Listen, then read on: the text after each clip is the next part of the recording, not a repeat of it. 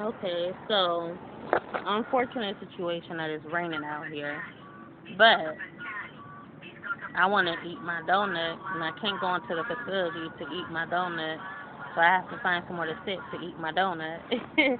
But while we out here, we're gonna talk about a few things, and the first thing we're gonna talk about is this picture, and this picture is the seven keys to spiritual renewal, and I feel like the one that resonated with me today is preserve spiritual gains. And when we had Bible study today, and all I could think about was like preserving your spiritual gains. What does it mean to preserve your spiritual gains? Preserving your spiritual gains is just like, protecting, locking down in some type of lockbox, some type of safe. You want to preserve anything that you have attained from God, any gifts. And this can be in the aspect of, the gifts that can be preserved is like when you be baptized and you're saved in the blood of Christ and you committed your life to God. Preserving your spiritual gains could be you obeying and walking by the word of God. Walking by walking in the word and just obeying the commandments, whatever God is asking you to do. Your punishment would be if you disobey, and disobeying God. God does state that God will take away your gains. Any gift that God has given you, He will take those away if you don't walk accordingly. If you don't listen or if you don't obey, those gains will be taken away from you. And you'll feel a certain way, just like any kid getting on punishment or feeling this kid has done wrong, so therefore I'm going to take away your phone.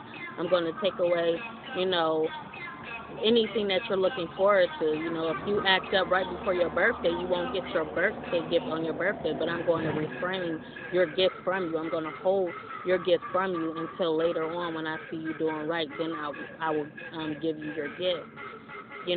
So it's just like that. That's preserving your spiritual gains. If you feel like you're in a place where you feel attacked or you don't feel safe to share whatever you have, like any wisdom of God or anything that you've received from God, or any gift or any word, any message, you don't feel safe to give that message. You preserve that gift. You preserve that spiritual, what is it called? The spiritual gains. You preserve those spiritual gains for another time, when it's time for you to share, when it's time for you to pour. When just for now, it's time to put that cap back on that bottle, that glass of water that you and God has, worked so hard for. We worked so hard for this water, something to drink. We went all our way out to like this lake or this water because there wasn't no water, so we had to travel in the desert, and we traveled so far off to where we went and got a cup of water, and we're sipping on that water slowly because there isn't anything else to drink. So this is basically a symbolization of you preserving your spiritual gains with God. You're preserving that. Put that cap on that bottle and preserve it for a better time. Don't go wasting, and don't go just, pouring it out everywhere, because then you're going to be left with nothing. And when you're left with nothing and everything is, nothing is safe right now, then 9 times out of 10, no one's going to be pouring back in your cup. It's all going to be for the take. So then when it's all for the take, what do you have? But nothing.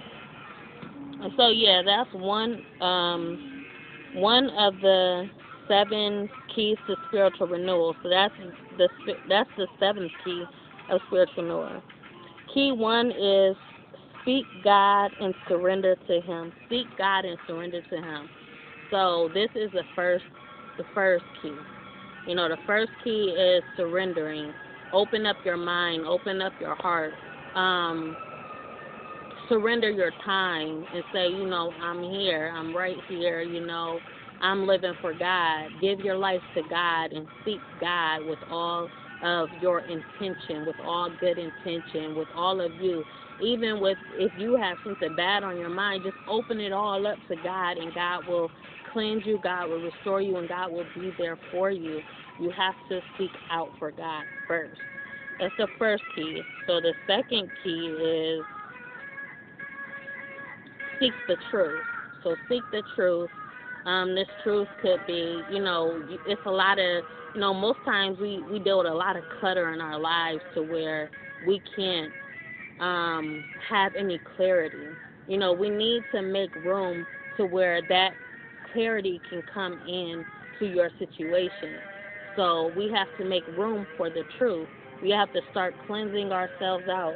Just like the one Bible study at church last Sunday, I went at my grandpa's church. He was talking about that rug with all that stuff underneath that rug. You just got to pick up that rug and toss that rug out and clean up.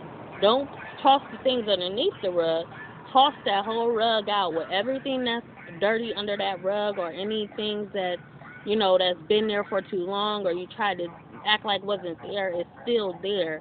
Take that rug and throw that rug and be like, it's time to get down to the nitty-gritty. It's time to get down and figure out what's under here. Figure out the truth for yourself. It's time to receive the truth. So that's the key. That's the second key. So you see the truth. So the third key will be to speak the truth. Now you found the truth. Now the truth is in you, and with God working in you, God will not allow you to lie.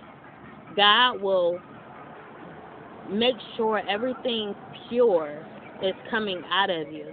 You'll feel like some type of there was this one Cinderella movie where the witches cast a spell on her, and she had to always tell the truth. She couldn't speak no lies. So with God in your life, God is going to push out that truth, and you'll begin to speak the truth. You see the truth. The truth has marinated in you.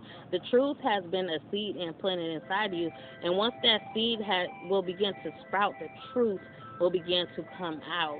There is no holding back from that truth or holding in that truth when God is in your life. You speak the truth.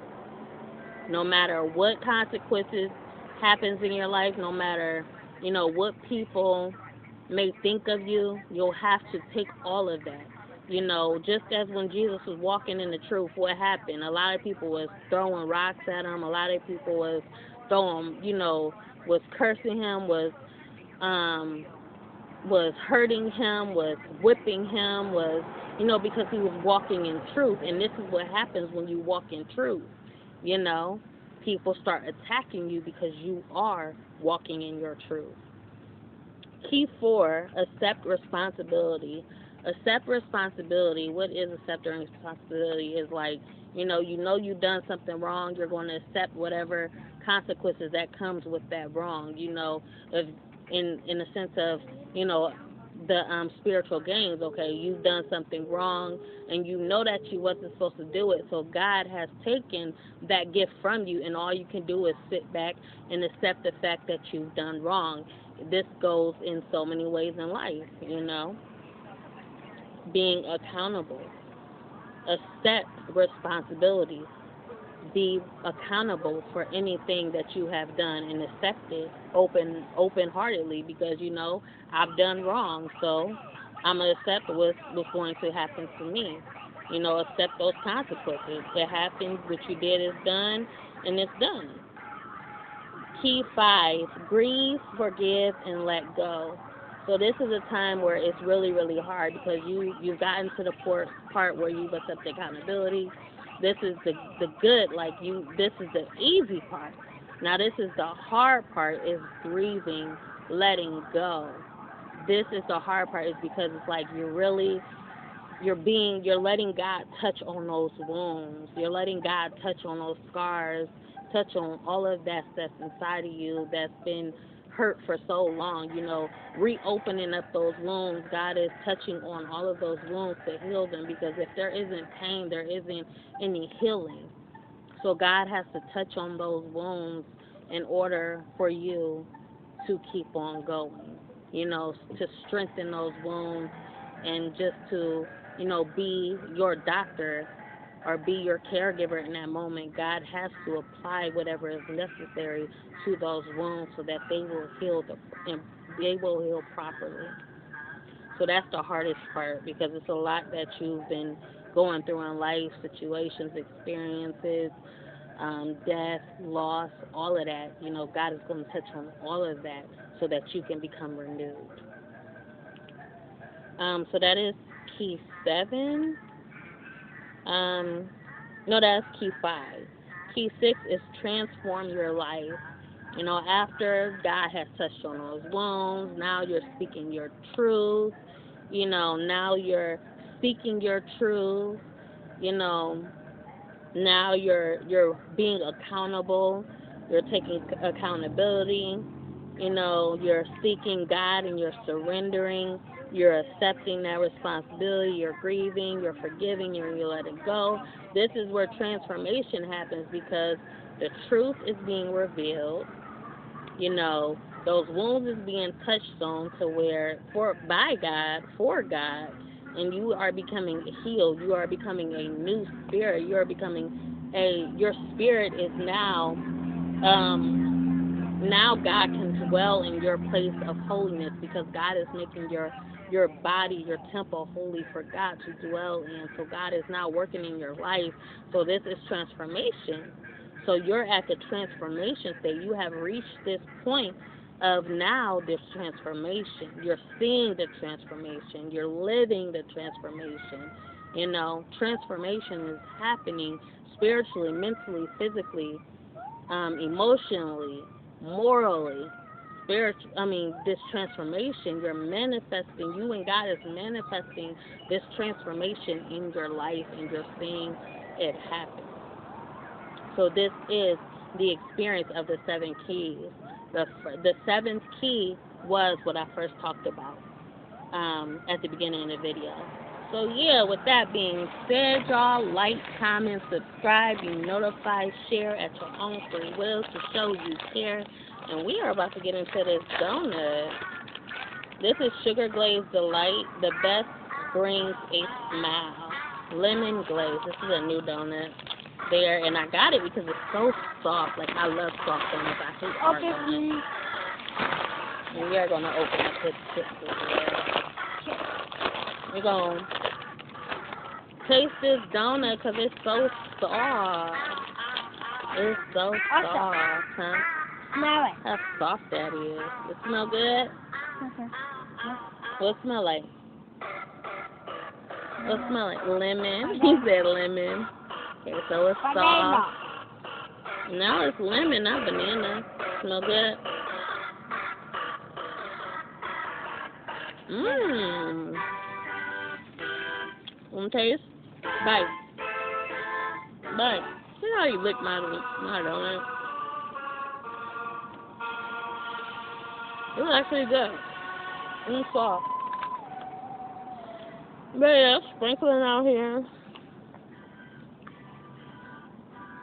I just want my butt down and taste this donut.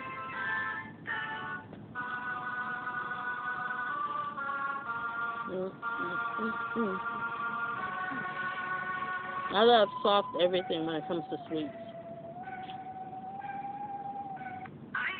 Brownies, cookies, donuts, gotta be soft.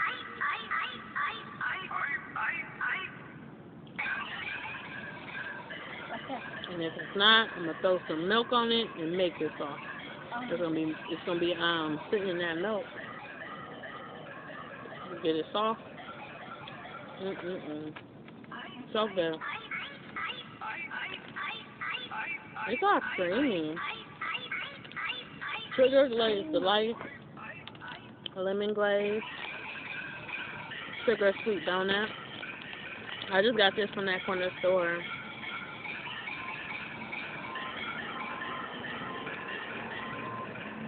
Oh, it said remove from package and place in the microwave for 6 minutes. 6 seconds. It's already, so I guess to get the warm part, it's already soft. I would not recommend doing that if it's this soft.